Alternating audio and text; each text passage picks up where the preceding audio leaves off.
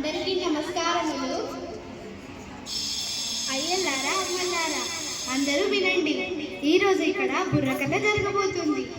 మరి బుర్రకథల పాత్రలు తెలుసుకోవాలి కదా. బుర్రకథలో నా పాత్ర కథకురాలు కృష్ణవేణి.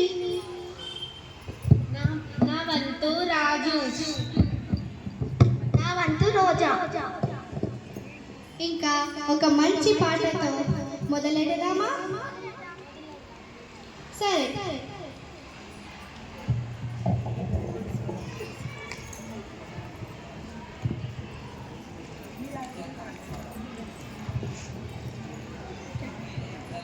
జయము జయము మన భారత మాతకు, జయము దిగ్విజయము. చదువులు నించు సరస్వతి తల్లి చల్లగా చూడమ్మా. సిరులు నిచ్చేడి శ్రీ మహాలక్ష్మి కరుణ చూపవమ్మా. శత్రు వినాశము చేసేడి దుర్గ జయము నీయవమ్మా. తందాన తందాన దేవనందనాన తరిగిన జప్తరుగా. అక్క, ఈరోజు ఏం కథ చెప్తున్నావు? ఏదో కాదురా, నల్ల మహారాజుల కదా, మరాఠీల కదా, పాండవుల కదా, మరియు సీతమ్మ కష్టాలు. ఈ కథలన్నీ పాత గాథలు అయిపోయినాయి కదా, కొత్త కథ చెప్పరాదా? ఏంటిరా, పాత అంటే రోతగా ఉందా? అట్లయితే పాత గ్లాసులు బిందెలు అన్ని పారేస్తావా ఏంటి? అందరికి ఒక ఫ్యాషన్ అయిపోయింది తిక్క సన్నాసి. అదే నేనేమన్నానని కరెంట్ షాక్ కొట్టి నాకు కాకినట్లు అట్లా వదులుతున్నావు? పాత అంటే రోదని నేను అన్నానా?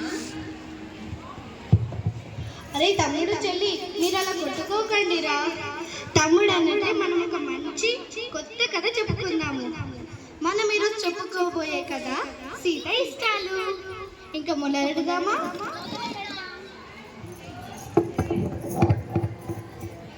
పేద ఇంటిలో పుట్టి పెరిగిన జ్ఞాన బ్రహ్మ కదరా.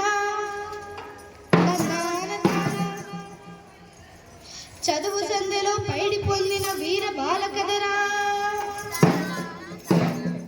పేద ఇంటిలో పుట్టి పెరిగిన పైడి బొమ్మ కదరా. చదువు సంధ్యలో పేరు పొందిన వీర జ్ఞాన కదరా. తందాన తందాన దేవనందనాన తరిగిన జంతరిత. అక్క, ఎవరి పైడి బొమ్మ? ఏం కదా? రామాపురం అనే పల్లెలో గౌరమ్మ శివన్న అనే ఒక దంపతులు ఉంటారు. ఆ దంపతులకి తొలి సంతానమే సీత. ఆ సీతను బడిలో చేర్చాలా వద్దా అని ఆలోచిస్తుండగానే మరో పిల్లవాడు పుట్టేశాడు. ఆ పిల్లవాడిని సీతమ్మ చూసుకుంటుంది కదా. అందులోపలే ఇంకో సంతానం కలిగింది.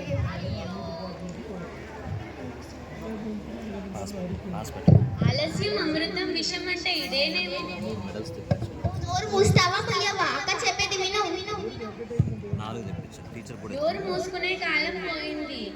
ప్రశ్నించిన వాడే ఉత్తముడు, మాట్లాడేవాడే మంత్రుడు. సరే, మరి మీ ఇద్దరు కథ అయిపోయిన తర్వాత తీరిగ్గా కూర్చొని కొట్లాడుకుందరు. ముందైతే కథ వినండి. విన్నామా?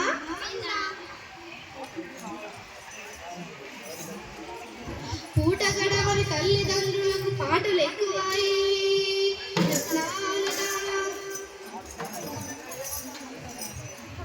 తందాన తందాన దేవనందనాన తరిగిన జంతరిక. ఇప్పుడు మరి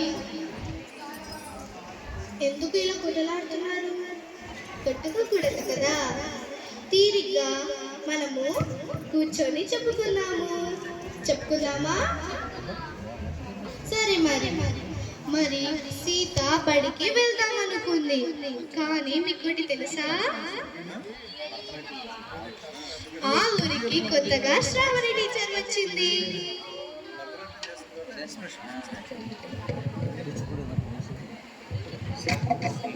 నీ పిచ్చి కానీ టీచర్ చదువు చెప్తారు కానీ ఇవన్నీ పట్టించుకోరు, చెప్పినా వినరు.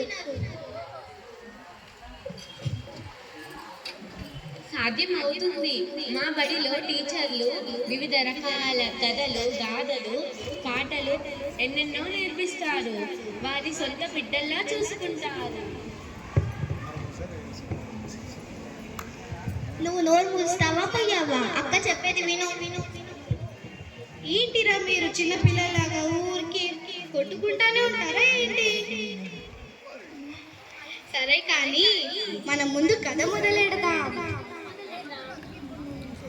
సరే, ఇప్పుడు శ్రావణి టీచర్ ముందు రాగానే ఒక పని చేసింది. ఏంటంటే బడి ఈడులో వచ్చే పిల్లలందరూ వస్తున్నారా రావట్లేదా అని పని తెలుసుకుంది. రాని పిల్లల వాళ్ళ ఇంటికి వెళ్ళి అడిగింది. అలా అడిగినప్పుడు ప్రతి ఇంటికి వెళ్ళి అడుగుతూ శివయ్య వాళ్ళ దంపతుల ఇంటికి వెళ్ళింది. ఆ తర్వాత నేను చెప్తా. ఆ మాటలను విన్న గౌరమ్మ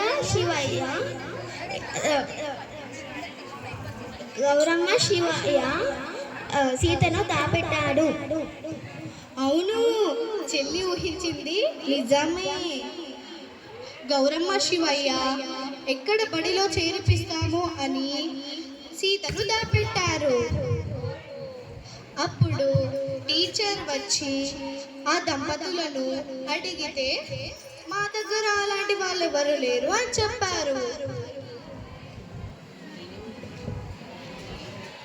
అయ్యో అవునా? అవును, అది నిజమే.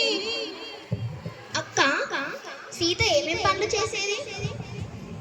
పాపం తను ఇంట్లో ఉంటూ ఏమేం పనులు చేసేదో చెప్పనా?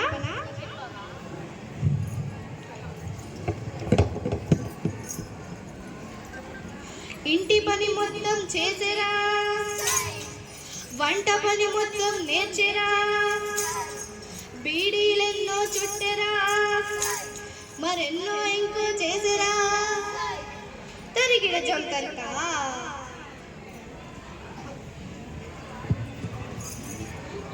అక్క, ఇంతకు సీత బడికి వెళ్ళిందా? లేదు చెల్లెలా, సీత బడికి వెళ్ళలేదు. ఎందుకంటే నాన్న అమ్మ పనిలో పడి సీతని మర్చిపోయారు. సీతనేమో తన అమ్మ తమ్ముడు చెల్లెలను చూసుకునే జీవితంలోనే అంకితమైపోయింది. అవునా? మరి సీత బడికి వెళ్ళలేదా? వెళ్ళలేదు. పాపం తనకు అంత కష్టం వచ్చింది. వాళ్ళతోనే అంకితమైపోయింది తన జీవితము. అంతలోపే శ్రావణి టీచర్ వచ్చి వాళ్ళ అమ్మా నాన్నలతోనే మాట్లాడగానే అది మొత్తం సీత విని లోపల నుంచి పరిగెత్తుకుంటా వచ్చి నేను చదువుకుంటానని చెప్పింది. ఇంకా పాపం తల్లిదండ్రులు ఏం చేయగలుగుతారు? తనని బడిలో పెట్టారు, బడిలో చేర్పించారు. అలా బడి పాఠశాలలో మంచిగా నేర్చుకొని 7వ తరగతి దాకా మంచిగా నేర్చుకుంది.